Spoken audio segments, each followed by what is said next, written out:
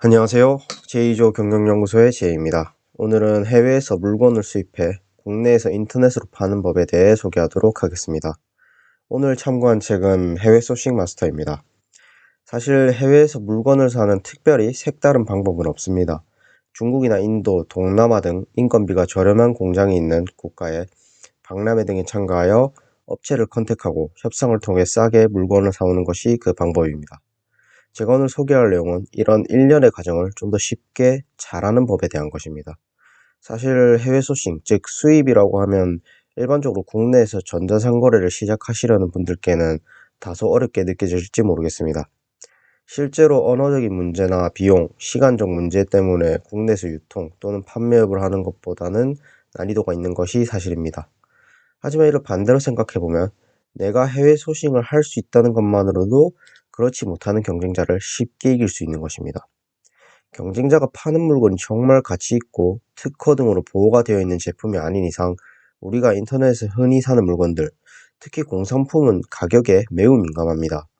그런데 만약 중국의 현지 공장에서 물건을 소싱해서 판매를 한다면 일단 가격적인 측면에서는 아예 상대가 안 되는 게임을 할 수 있습니다. 이렇게 상품을 잘 사오기만 하면 마케팅이나 판매 활동 등은 기본 정도만 해줘도 경쟁자를 쉽게 꺾을 수 있는 것입니다. 물론 해외 소싱이라고 해서 다른 경쟁자들이 전혀 모르는 것은 아닙니다.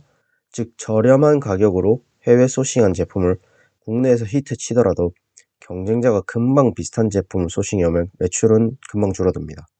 때문에 나만 아는 업체에서 저렴한 가격으로 상품을 수입하는 것이 핵심인 것입니다.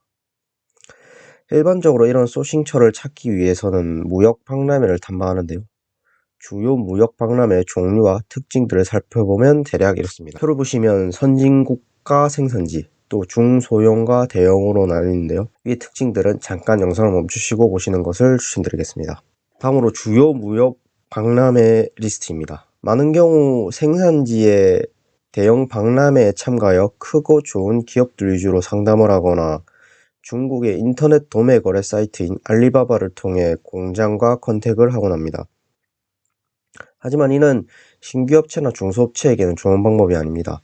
기본적으로 크고 좋은 공장들은 높은 MOQ, 즉 높은 최소 주문 수량을 요구합니다.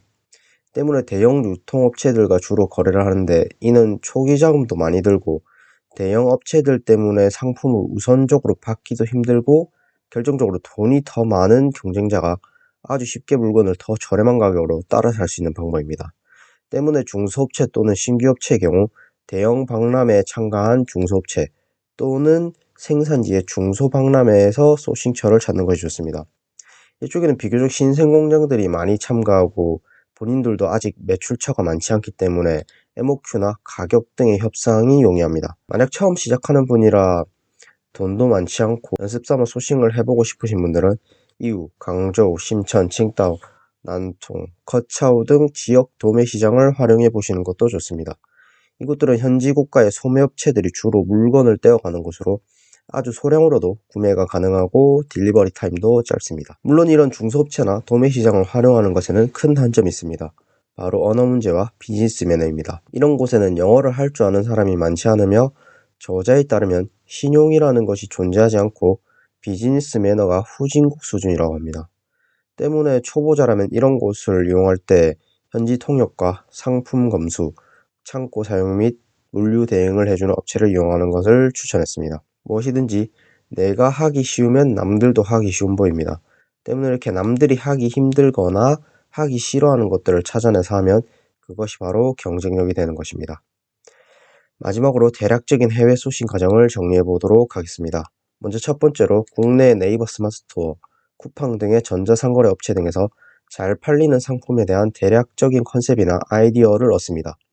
이때 유럽이나 일본 등의 쇼핑몰, 브랜드 등을 같이 참고한다면 더욱 좋을 것입니다. 다음으로 바로 현지 공장에 참여하는 무역 박람회 등을 방문해 샘플을 의뢰합니다. 사실 좋은 공장을 고르는 법에는 특별한 것이 없습니다.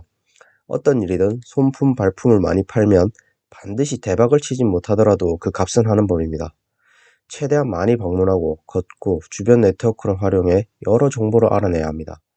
이렇게 소싱처를 방문할 때는 그 공장의 상품 구색보다는 제조 퀄리티나 기술적 완성도를 체크해야 합니다. 사실 중국 공장을 찾아가는 이유가 생산 능력과 이를 바탕으로 한 저렴한 가격 때문인데, 굳이 디자인을 잘하고 상품 구색이 좋은 회사를 차릴 필요는 없을 것입니다. 물론 기존 제품 자체가 좋은 공장과 거래를 하면 너무나도 좋겠지만, 이런 공장은 많지 않은 데다가 가격이 비싸기 때문에 생산지까지 찾아간 의미가 없을 것입니다.